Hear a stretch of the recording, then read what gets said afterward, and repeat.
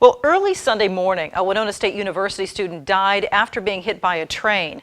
And it's an accident like this one that did prompt Winona State University to start talking about creating tunnels underneath the tracks many years ago. And now, almost a decade later, they are close to being completed.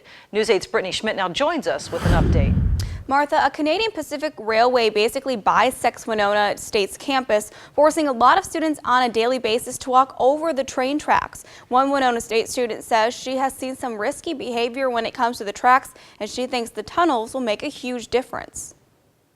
Allison Ramey will be graduating in May from Winona State University. Dream job would probably be working at an agency in Chicago. During her time at Winona State, she has lived on or around campus. A few blocks away. And even though she has enjoyed her time at school, there is one thing she won't miss: the trains. If you live in Winona, you know you could stop at the train whenever you're driving, like 10 times. Allison says she really didn't have to deal with them while walking to class every day, but she knows plenty of people who did, and they didn't always do it safely. I've seen people cross them like while the train's coming. She has even witnessed similar behavior when the train is stopped as well. So I've seen people a lot, just go through the little opening to get past or whatever so they can get to class or get to wherever they need to be. In an effort to give students a better option, the university has decided to install 2 pedestrian tunnels underneath the train tracks at Johnson Street and Winona Street. So one is between our 2 residence halls, another one is adjacent to our stadium. The project has actually been in the works for about 8 years, but the university has run into many complications along the way. Different funding sources, different planning, different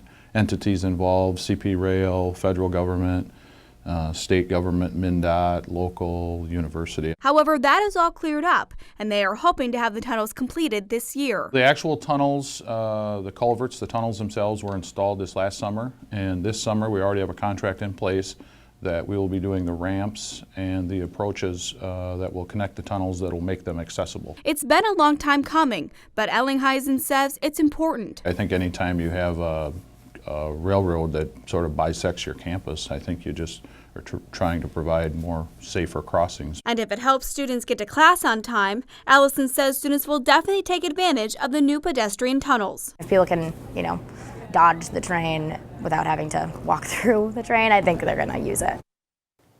Ramey says train safety isn't talked about in freshman orientation, so she says it might be a good idea to start reminding students about the dangers of living so close to train tracks. All right, thanks a lot, Brittany. And the total cost for those 2 pedestrian tunnels is about $8 million.